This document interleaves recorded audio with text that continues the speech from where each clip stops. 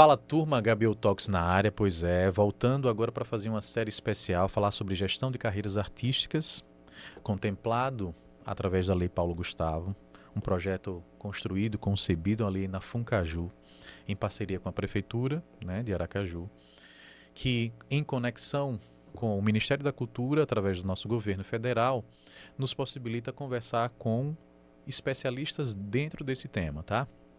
Aqui na HBO, a gente normalmente conversa com especialistas para falar sobre empreendedorismo, sobre gestão.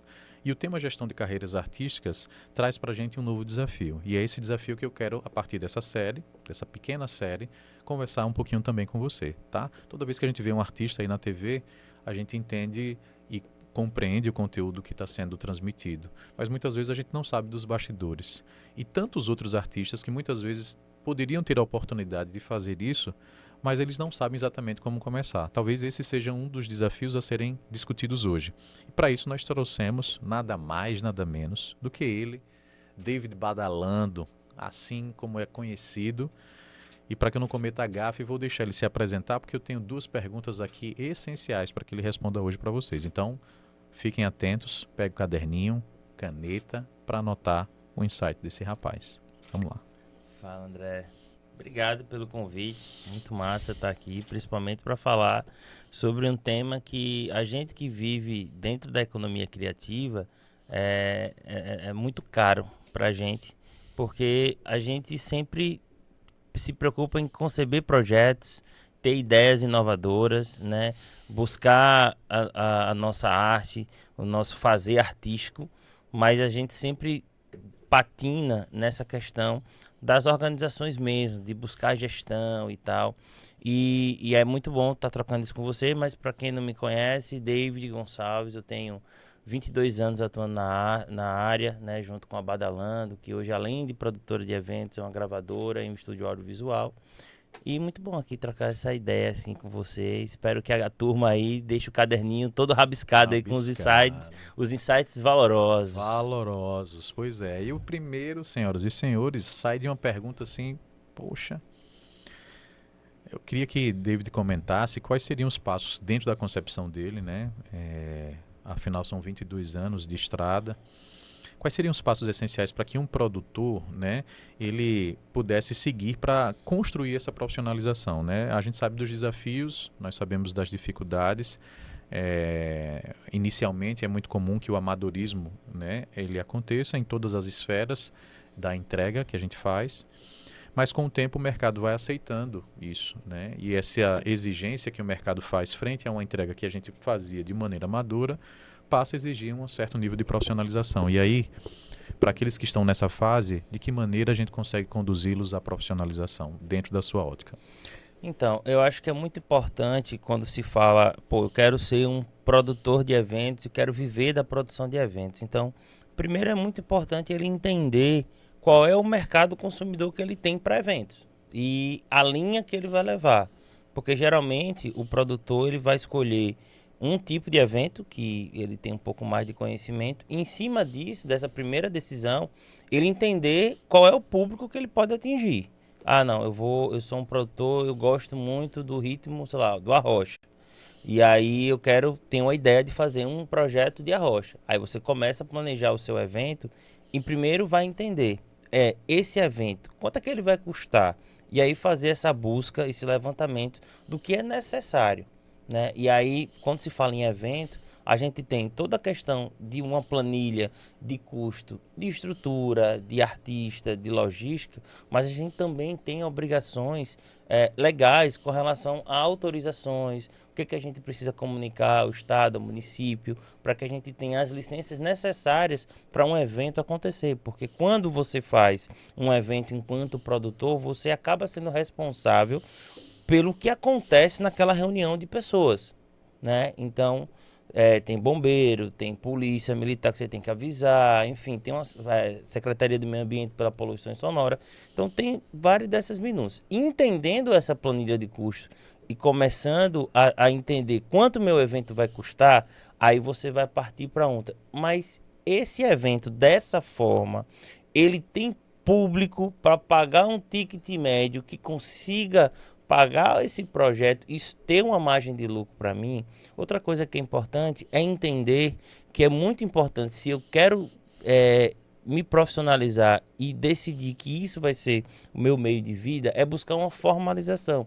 Tem um CNPJ, porque algumas coisas vão ser lhe exigido um CNPJ. E a partir do momento que você vai ficar só com o CPF, isso vai colocar algumas barreiras que em algum momento vai ter algum problema com relação, primeiro, às licenças e com relação à parte fiscal também, que as pessoas também acabam não contemplando nessa planilha de custo. Mas eu acho que o primeiro passo é observar o mercado que você está. Aracaju é uma cidade, é uma capital, é a menor capital do país, porém a gente tem uma diversidade muito grande, mas nem todo projeto, economicamente, ele é viável dentro de Aracaju. Então isso tem que ser a primeira análise que tem que ser feita, porque às vezes a gente tem a ideia e fica muito romantismo, pô, é legal, a pessoa se vê muito mais como o evento que ela queria ir do que o negócio que ela está fazendo. E aí Perfeito. esse é o primeiro a grande pegadinha. Perfeito, perfeito. E aí vou pegar esse gancho, né, sobre as pegadinhas, traduzidas normalmente como falhas ali no processo de Sim, desenvolvimento, até da percepção do que é de fato um negócio, do que é um evento que eu gostaria de ir ou participar. Talvez por um gap que ele reconhece no mercado, né, de que deveriam existir projetos voltados para isso, mas não existe, e eu decido então querer fazer para tentar promover, e não no sentido de querer um negócio propriamente dito, mas porque ele entende que talvez esteja com uma lacuna ali no mercado, né? Então esse ponto que você traz sobre se é algo que eu quero ir para um evento e formato para ir, ou se eu quero viver literalmente disso.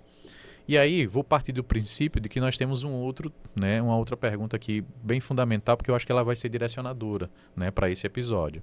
Que seriam quais os erros ou desafios, né? Você falou sobre pegadinha, então eu trago aqui a ideia de quais são os erros ou os desafios que você percebe que os produtores de evento, eles enfrentam quando eles buscam essa profissionalização, porque eu acho que não é incomum esse ato. Talvez a gente consiga reconhecer algumas barreiras, né? Não apenas profissionais, mas em outros âmbitos da vida deve ter diversas barreiras. Mas eu queria que você comentasse como é que eles podem superar isso, né? De que maneira conduzi-los para que eles superem essas barreiras ou os desafios em função dos erros cometidos.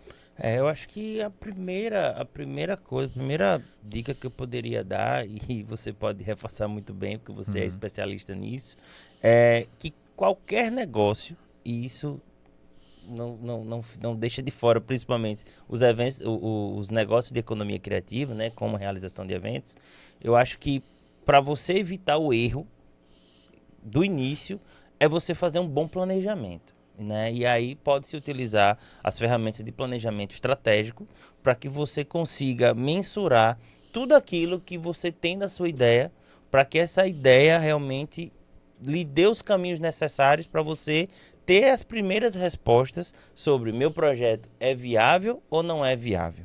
Né? Viável no ponto de tipo assim, eu tenho esse espaço no mercado, eu tenho esse público, eu tenho estrutura. Então, acho que a utilização de matriz SWOT, forças e oportunidades. Então, eu acho que se todo produtor no início fizesse isso, eu não tenho dúvida que a margem de erro, né, diminuiria muito, né? Perfeito. É uma das coisas. Outra pegadinha é entender que você não pode colocar o seu emocional naquilo ali, na questão da perspectiva de você como público. Você tem que entender, não, mas eu tenho 10 amigos que gostam daquilo, e aquilo não é uma amostragem suficiente para você tomar uma decisão. Então, realmente é entender a necessidade da cidade com relação ao seu evento. E aí, dentro disso, você escolher o espaço primeiro, de acordo com as pessoas que você quer. Então, aí você vai direcionando todas as ações do evento para aquele público. Porque não adianta, por exemplo, você fazer um evento que seja, sei lá, um ritmo tipo um trap da vida, que, querendo ou não, hoje, quem consome aqui na cidade é uma galera mais de uma renda um pouco menor, né? E você colocar num lugar super caro. Então não vai dar muito certo, né? Ou também, às vezes, trabalhar com um artista que não chegou ainda, um artista nacional que ainda não chegou em Aracaju, em Sergipe. Então tem muito cuidado nessas percepções. E depois, no desenvolver da sua planilha, você realmente colocar todos os gastos que você tem. Porque é um erro comum realmente do produtor, e eu digo que eu já vivi esse erro no início, é que não quantificar a nossa hora dedicada ao projeto e os nossos custos pessoais envolvidos no projeto. Então, quando você vai correr atrás das coisas, você tem seu telefone, você tem gasolina, você tem às vezes uma impressão de um projeto de patrocínio que você vai colocar, entendeu? Então tem todo esse tempo que aí quando você empata no final, na verdade você não empata, você perde porque às vezes você não quantificou as suas horas, né? E o produtor também, além do lucro, ele precisa estar contemplado na planilha, porque é o custo dele do trabalho, como seria um prolabore numa empresa normal, vamos dizer assim. Perfeito, perfeito. Agora, para fechar, né? Pois é, senhoras e senhores, vocês vão perceber que nessa série os episódios são mais curtos do que aquele que vocês já estão acostumados a ver. Eu não posso deixar de perguntar, né, como é que a Badalando pode ajudar, né? E aí eu queria que você já encerrasse dizendo isso, né, pessoal? De que maneira hoje a Badalando se posiciona no mercado, ao ponto de poder ajudar esse produtor que está querendo se profissionalizar a alcançar o objetivo dele? Então, hoje, como eu falei, a Badalando atua em 3 linhas diferentes da economia criativa. Um é o setor de eventos, né, com eventos públicos e particulares. A parte da gravadora, né, com artistas, na parte de direito autoral e na parte de audiovisual, né? E com relação a eventos, hoje a Badalando consegue atender qualquer tipo de evento com toda a solução possível necessária para a realização do evento. Então, seja com atração, seja com estrutura, seja com essa assessoria nas licenças, inclusive. Então, acho que a Badalando consegue, um produtor começando, e aí não tem muita noção, a gente consegue fornecer algum tipo de serviços que pode destravar ele em algum momento. E tem um projeto que a gente tem aqui em desenvolvimento, que é parte um pouco dessa parte educacional, né? Eu, enquanto diretor aqui da Badalando, estou me preparando para fazer algumas palestras. Hoje eu já faço algumas com relação à música, né? Sobre gestão de carreiras artísticas na parte da música. Enquanto produtor também é uma vontade de a gente começar a profissionalizar um pouco essa galera, porque a formação nesse tipo de mercado, na produção de eventos, ela é muito escassa, né? E um podcast como esse, para a gente estar conversando sobre isso, acaba sendo também um material didático para a galera ter um pouco de noção. E aí já, para finalizar, devolvo para você assim, se você pudesse falar dentro da sua especialidade, dentro das soluções que a Gabiô tem também, quais ferramentas você poderia indicar, né, para um produtor, né, e aí devolvendo a pergunta, para quando ele quiser iniciar esse seu projeto, quais tipos de ferramentas de gestão e as soluções que a Gabriel pode, de repente, dar para uma pessoa que queira ter essa aula de gestão, esse suporte de gestão dentro da Gabriel. Hoje na HBO a gente consegue entregar para esse tipo de profissional uma série de conteúdo específico, seja ele um conteúdo falado, né, através de mentorias, como também de materiais adicionais, né, que podem ser associados como e-books e por aí vai.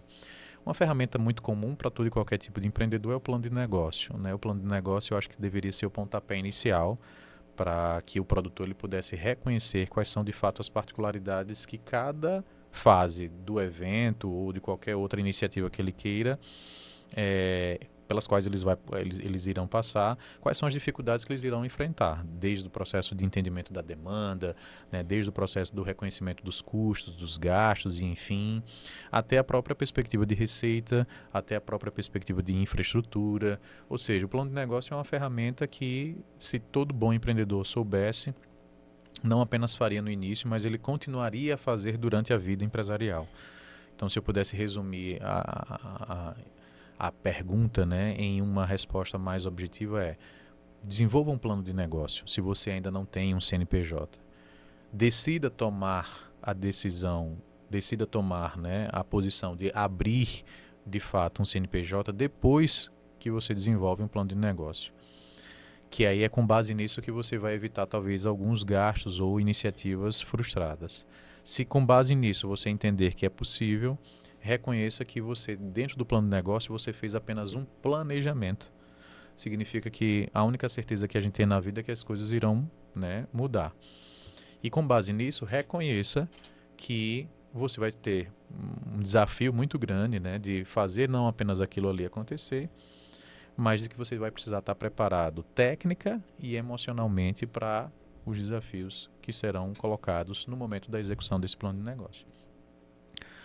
Enfim, a HBO ajuda nesse processo, nessa condução e, obviamente, na medida do possível, entrega, né, esse tipo de solução pronta na medida em que o cliente deseja. Mas, enfim, é isso. Espero que esse pequeno bate-papo tenha trazido não apenas o esclarecimento, mas tenha te dado orientações a respeito de como você pode proceder para evitar falhas dentro desse conjunto, né, de desafios que o produtor enfrenta. A gente conversou com o David, tem 22 anos de experiência, não são 22 dias. Passou já provavelmente por muita coisa durante essa jornada. Gerou contribuições valiosas para que você pudesse dar os seus primeiros passos. Ainda que você não concorde, é muito comum, né, que você possa ter tido outras experiências e, né, é de reconhecer que técnicas como aqui já as que ele já apresentou, né, como planejamento estratégico, a própria lógica, né, do ato de você pensar no mercado, do reconhecimento de que tipo de público você quer atuar, é inegável que em qualquer situação você vai precisar abraçar esse tipo de ação. E a nossa expectativa é que você possa ser, né, abraçado por esse tipo de conteúdo, para que você se sinta capaz e entender que você não está sozinho no mercado, que você tem empresas que podem te ajudar. A Badalando é uma dessas empresas, por já possuir know-how no segmento de vocês. E isso se torna cada vez mais importante para a economia local, a economia criativa, que ele mesmo mencionou logo no início desse podcast. Então a ideia é que esse ato reforce essa economia, promova empregos, gere renda e isso contribua com os objetivos que lá atrás o Ministério, inclusive, do nosso governo federal pensou. Então, mais uma vez agradeço a sua audiência e espero provavelmente vocês no nosso próximo episódio. Abraço.